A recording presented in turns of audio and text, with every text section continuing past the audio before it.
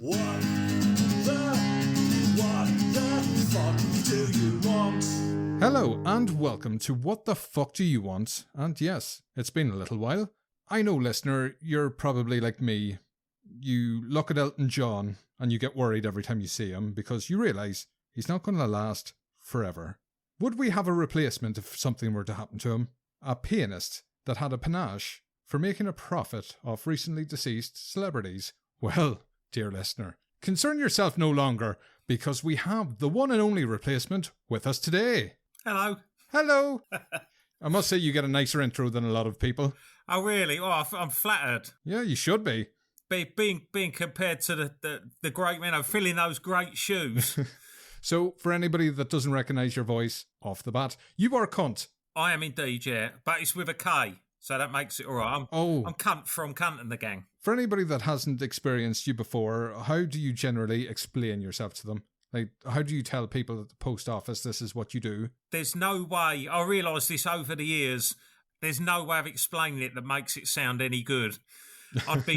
I used to sort of tour around with a sort of Casio backing tracks and sing songs about wanking over it. That was sort of up until about 2010 or 11, and then Jimmy Savile died, and I became a hearse chasing pedo based songwriter. And sort of, I've done various things since then. So the one that caught me off guard was the untimely passing of Amy Winehouse.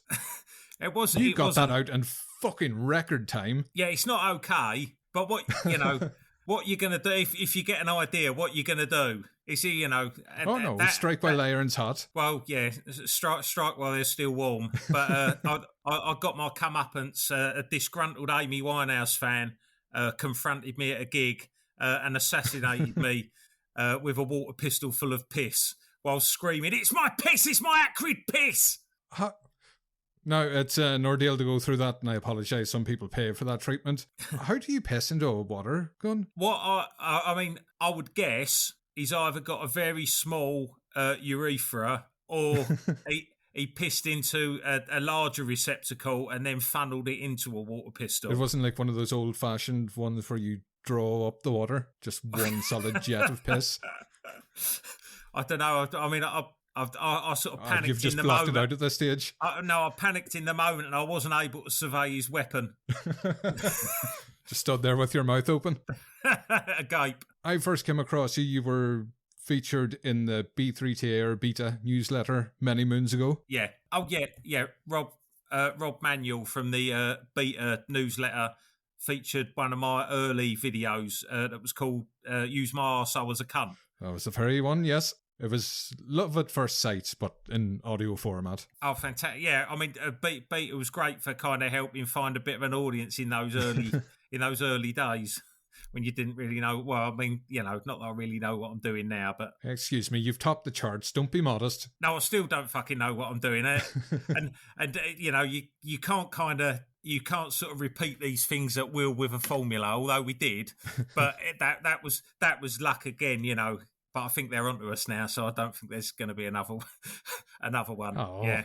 Cons. Well, we'll just have to wait for a while until they've forgotten about us and come back with something else. Yeah, because there was a while where you didn't have a YouTube channel for ages. It just kept getting struck down. No, I've lost 3 YouTube channels, and it's every time you do something to do with the Royals, that they just delete the whole channel. It's like... I knew they were so plugged in. No, I mean, you wouldn't think it, would you, sort of seeing some of the things they've come out with in recent years.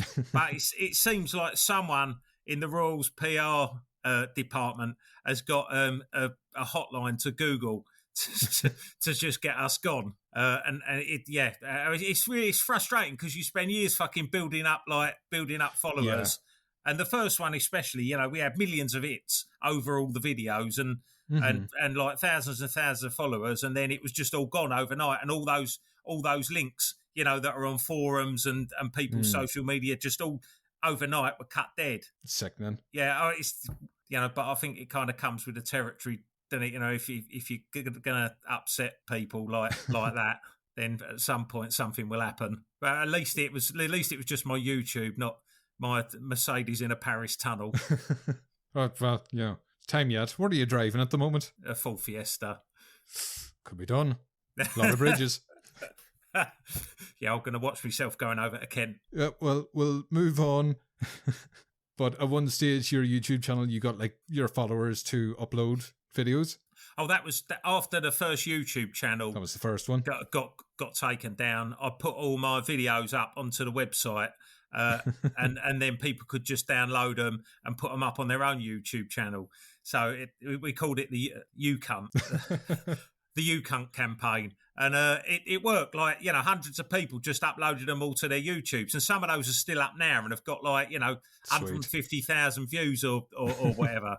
So, no, it worked really well. I sort of need to do that again now, but it's just fucking getting around to it. Yeah, you've a bit on your plate, which we'll get on to. For anybody that hasn't checked you out, please do so. All links are in show notes, because I know you people struggle with my accent, so there's nice words if you look hard enough. You're going to be doing a bit of touring at the end of the year? Just a few dates, yeah. Yeah, no Ireland dates, I noticed. No, I don't think I've been First the famine, now this. It's one thing after another, isn't it? So yes, if you're in the vicinity, was it London on a few dates I've seen with the Cunts? There's London and Milton Keynes and Bedford, which is about a quarter of an hour from Milton Keynes. And I think we go up as far north as York. And then, I do believe it gets a bit grim up there. Not York, no. I mean, a lot of it is grim, but not York. Oh, it's so posh. They wouldn't have a Duke there, would they, if it was grim? I was going to say UKIP country. It must be the land of honey and wine. Is York? I think York are too posh for UKIP. Well, it seems my sources have been wrong on this one. After that faux pas, shall we move on to it? Kunt. Yes. What the fuck do you want? I thought I'd come on here and try and promote my first ever film, Shannon Matthews, the musical, the movie. Shannon, Shannon, where can you be? Are you lost and lonely, or has someone abducted thee? Shannon, Shannon, listen to my plea. If you come home, I'll make you a Frementos pie for tea.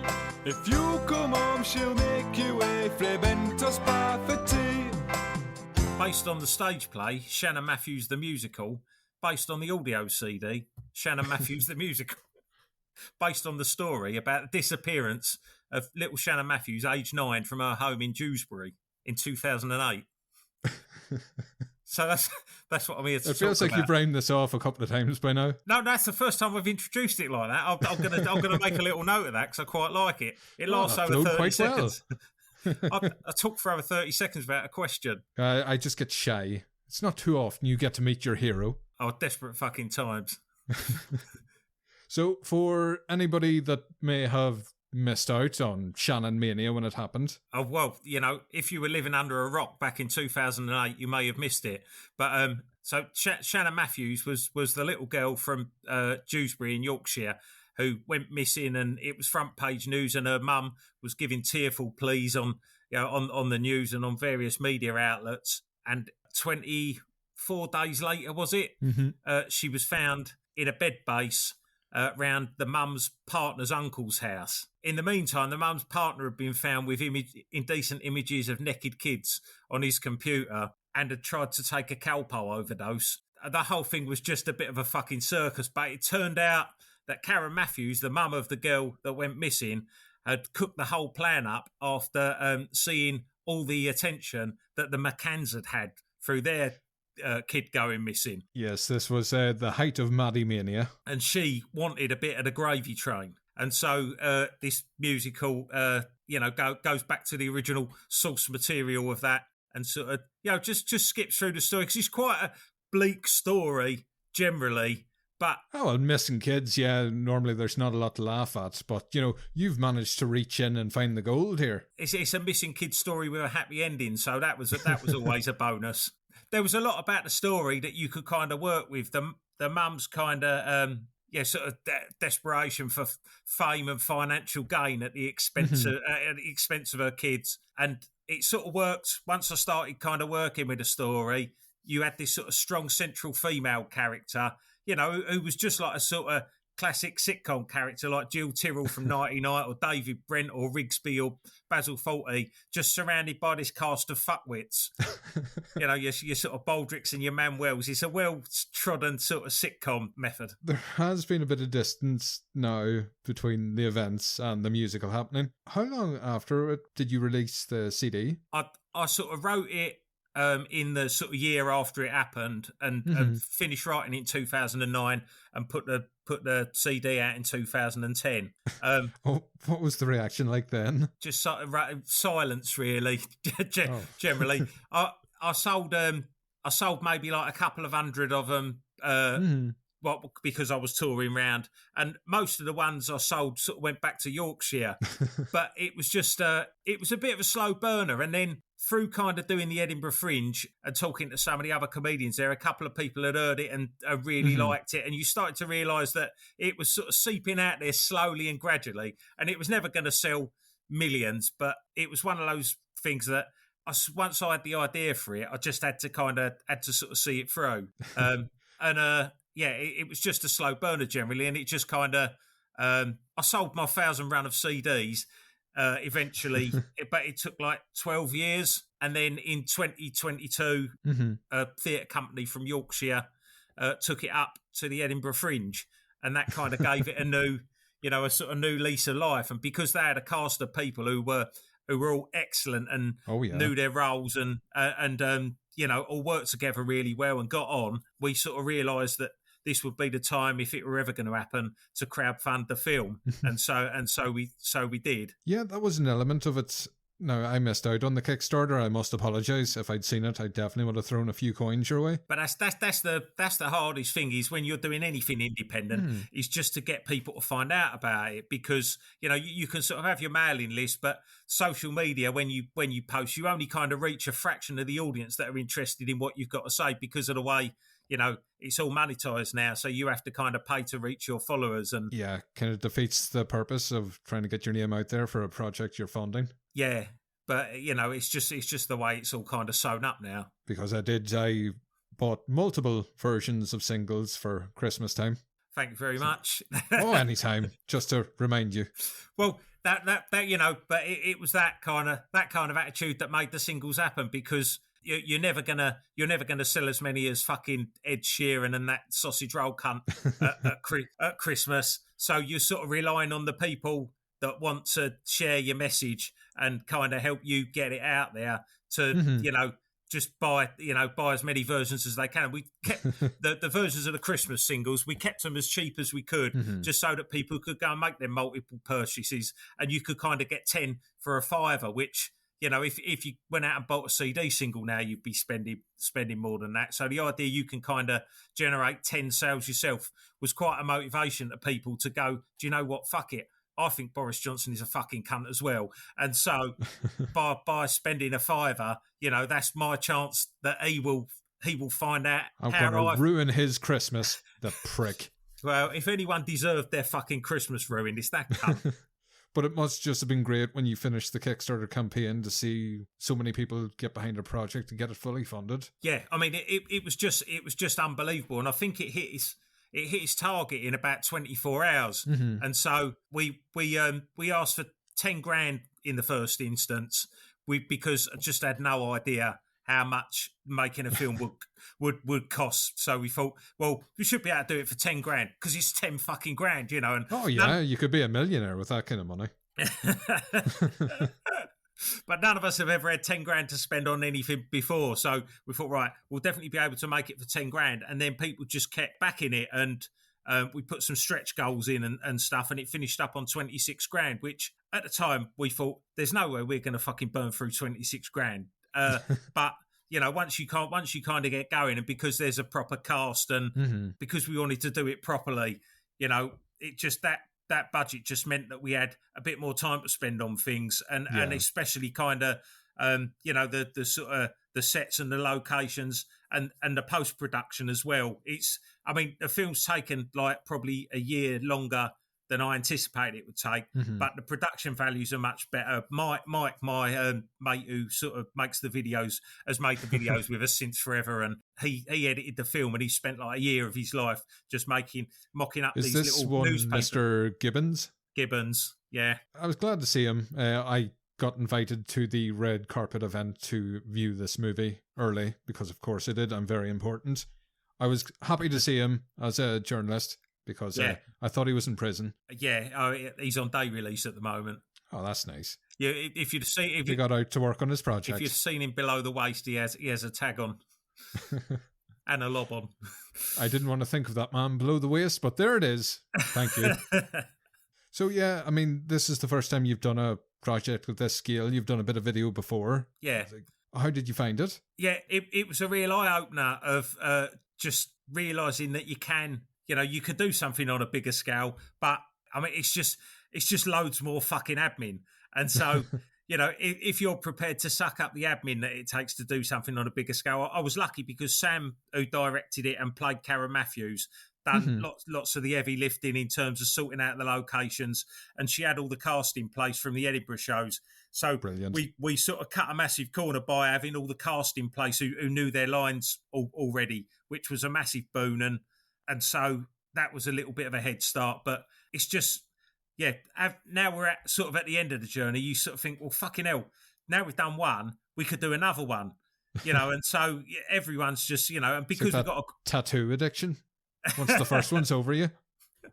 But we got a group of people that all enjoy each other's company and like working together, and no one sort of said, "Oh, you shouldn't really say that," or "You can't do that." We all everyone kind of entered into the spirit of things, and it kind of just became what it was. So I was sort of quite excited about getting this group of people to work on other things as well. Well, that's great, especially when you know how well they work together. Yeah, because that's half the battle when you're doing anything, is if you have to find new people, it's sometimes a bit of a ball ache because, at least 50% of people are cunts. Oh, at least. At least. I mean, so it's quite good knowing there's a group of people who, so far, none of them have seemed to be cunts. So I suppose we should talk about the release itself for the people in UK, I imagine other locations as well. Prime Video? Yeah, it's going to be up on Prime Video and Google Play and iTunes, and another one called Voodoo, which is VUDU, which I'd never heard of.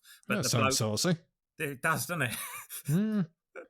But the bloke at the distributor said that was a good idea, so, And for those fans of physical media, will this be an option in future? We're putting the DVD together at the moment, and there's like a little behind-the-scenes movie and...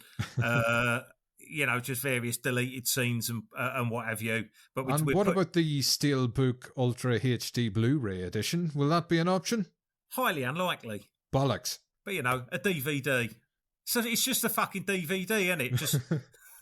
Just buy it and fuck up. Just watch a DVD, and if you want it higher definition, just watch it, we've... Half cut? Well, through a telescope or something, or sit close at the TV. Ah, yes, that's how technology works. Thank you. So for people that maybe listened to the CD years back, I have my opinion now after watching it. Do you think there's something there for them if they already know the songs? I think so. I think there's as much there for people who know it already as there is for people that have never seen it, because the show being put on in Edinburgh sort of gave it what the actors brought to it in bringing those characters, to life in the flesh. Was already, another 100% on what there was on the CD. Oh, yeah. And then the film, and just having that time to be able to kind of... I mean, for me, what I was shocked about, because, I don't know what I'm doing, was being on the film set and just watching the actors who weren't saying their lines, reacting to the actors that were, and just going, do you know what, this is just so fucking good, because I didn't picture any of that in my head. Do you know what I mean? Until you saw it for yourself. Yeah, until you saw it, and you thought, I'm a genius for fucking thinking of what he just did there. But no, there's just loads of different layers, and just just stupid. I think the world is much. The world that Karen and Craig inhabit is much smaller, because you kind of get the claustrophobia of their front room where most of it is set. But then when you see the songs, it sort of explodes into this warped sort of Technicolor. Well, even a lot of it is grey and filmed on green screen. But I think that is something that, was sort of hinted at on the CD, but I think it's been properly realised now. And I'm really pleased with it. I'm just so fucking pleased with how it's come out. As you should be. I mean, Karen and Craig especially just jump off the screen. That it felt like they became their characters, which some people would have issue with. They're not characters you really want to become, but... No, I mean, their careers are completely fucking over now. So, which is good for me because it means they'll be available for future projects. Always look at the bright side, but can't have all bright sides. Some of the reactions to your work, we've been noticing some headlines on reactions to it. Well, you can't please all the people all the time, can you? Nor would you want to. No, as we said, at least 50% of them are cunts, and given some of the outlets that have covered you, we could bump that up a little bit. The Daily Mail, Shannon Matthews, the musical, is blasted as sick and out of order. Well, it's good for business, isn't it, really? The Mirror has sick Shannon Matthews, the musical film, slammed as cruel and sadistic before release. Sadistic? Sadistic? I thought it was a bit tongue-in-cheek. I didn't think it was. Yeah. Did you not invite any of these outlets to view the movie before it showed? No, I hadn't even sent out a press release when they started covering it. But it's good at the end of the day because, like I said before, the hardest thing is to get anyone to find out about anything independent because, the way the system works, it just all funnels money back into itself and you see the same half a dozen cunts every night on fucking TV. So, to kind of break through with anything different is quite hard. So if this is the kind of press that it's going to get, then you just have to accept it and go, well, at least it's going to mean that some people that like it find out about it from the kind of good coverage, faux outrage.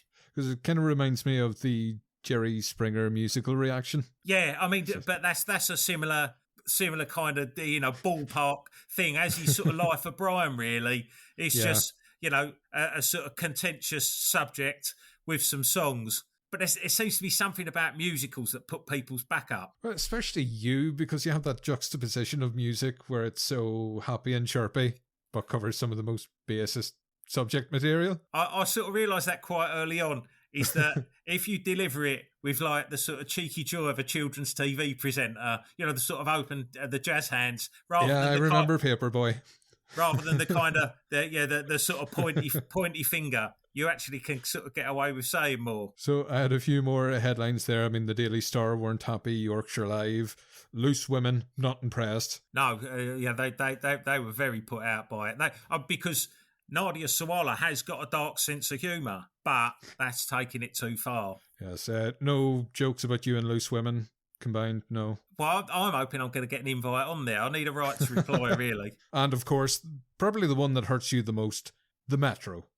Not impressed. No, that's the one that's probably closest to home. Yeah.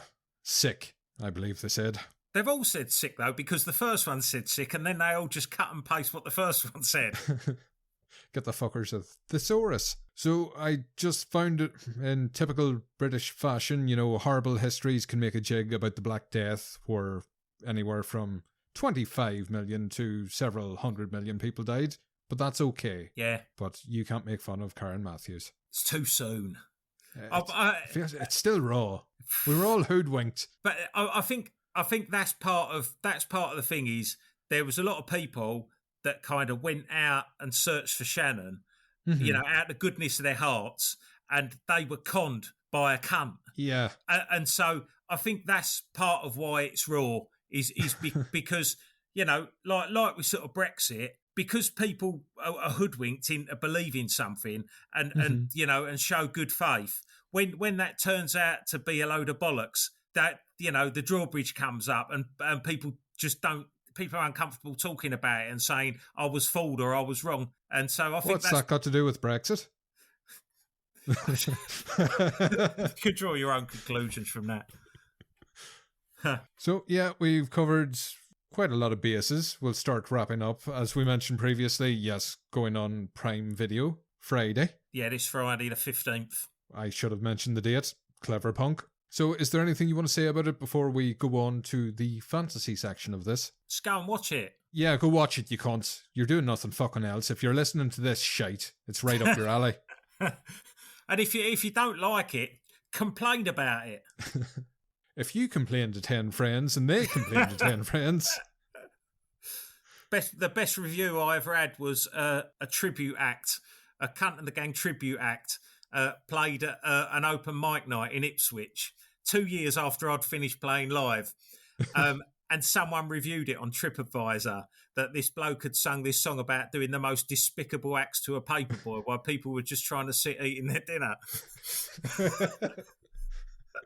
It's still there. It's still there on TripAdvisor. The pub's called the Cock and Pie, PYE, if anyone wants to go and check it out. You played Rebellion quite a few times, the punk festival in Blackpool. Yeah. So you had shows on in pubs afterwards, and I invited my friends round because I told them they had to see this. Told them nothing about your act. It's just, it's comedy music. You'll enjoy it. Oh, come along. And I think we walked in as you were masturbating and crying. It must have been towards the end. We're not very punctual. And the look of disbelief and just what the fuck have you brought us to? That was the song that always made people angriest. If there was someone that was going to get angry, I'd see someone kind of getting angry throughout the set, and that was the one normally where their anger spilled over.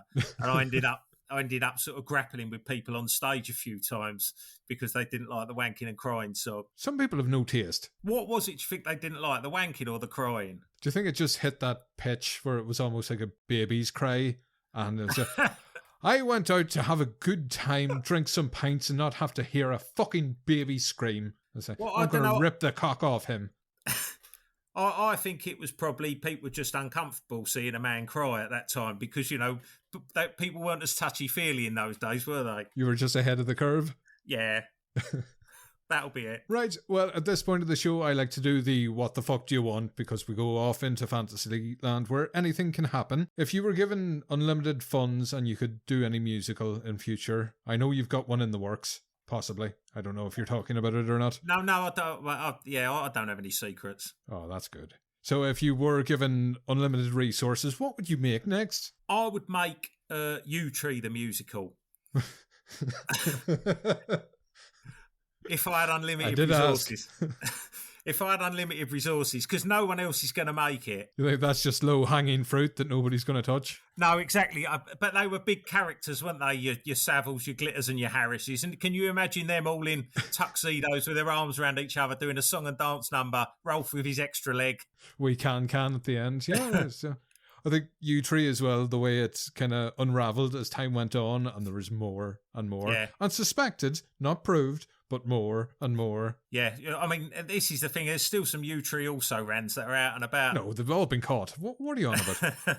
So I was looking into one. Would you ever consider doing a possible sequel to Shannon Matthews? Because I believe there's some family ties to Jay Slater. I think that was... I did see that among the Jay Slater stuff that was going on, but I think it may have been disproved. Oh, bollocks. Yeah. But, that could have been a winner. But, the fact that it's not factually accurate doesn't mean that you can't go ahead and do it. Where's your integrity? I know you did all your research for this musical. Don't you try to deny it. There was quite a lot of Jay Slater fodder, wasn't there, at the time? Of the stories, breaking into house parties, stealing Rolexes. What rhymes with Rolex? Bum sex. At house parties, yes, it could have happened. Yeah. I may steal that. And the only one I had was Bobby Sands and his Technicolor wall, but I think that might be, you might... Oh, it's still a bit soon, isn't it? Oh, it is a bit soon. Yeah. What would you be working on next, if you're happy to talk about that? Well, that's what I'm trying to work out at the moment, because part of the Kickstarter, one of the stretch goals was to make a trailer for The Great Sausage Roll Swindle, a musical about Lab Baby. So we've still got to do that. And I think once we've done the trailer, we'll be able to work out whether it's something people have got an appetite for seeing more of. And if they have, maybe we'll go down that road. And would you have much material to work with if you did decide to do something like this? It doesn't seem like you have any personal investment in this subject matter at all. No, I'd be like the BBC. I'd be a completely neutral organisation to be able to report on that subject. Impartial cunt. Yeah, impartial cunt. That's lovely. I think we shall close up there. Is there good links to find you on or anything to keep an eye on in future? If you want to find out more about Shannon Matthews, the musical, you can go to shannonmatthews.co.uk. Or if you want to find out more about Kunt and the gang, you can go to katg.co.uk. And then I'm on all the socials, but not on there much. Are you interested at all in making some Shannon Matthews Funko Pops to promote the movie? Oh, that hadn't even crossed my mind. Because I might pick up one. I hate Funko Pops, but I think that's the one that would get me in. It could be, but I don't want to be the gateway drug for people. People that are otherwise disinterested in Funko Pop. I've got no interest in Funko Pops. If you lost it anywhere in the house, it'd be hilarious. It's under the bed. So I have to thank you for coming on and also give Will a shout out for introducing us because you had me blocked on Twitter, you prick. Eh? No. I've got you blocked on I was joking. I will have. Good. I've got my episode. I don't need you anymore. I've been used. But thank you very much for coming. Really enjoyed the movie. Fucking superb work. Well done. Oh, nice. I'm glad you enjoyed it. Cheers, man. And yes, anybody listening, go fucking watch it, you pricks. Nobody likes you. But I'm afraid that time of the show, Kunt. Get fucked. Shannon ain't dead, she's under my bed. Shannon ain't dead, she's under my bed. Shannon ain't dead, she's under my bed. We all have skeletons in the closet, but mine's not a skeleton, yeah. Don't, it makes me want to grapple with you. Whoa. That's one for the listeners, wank bank.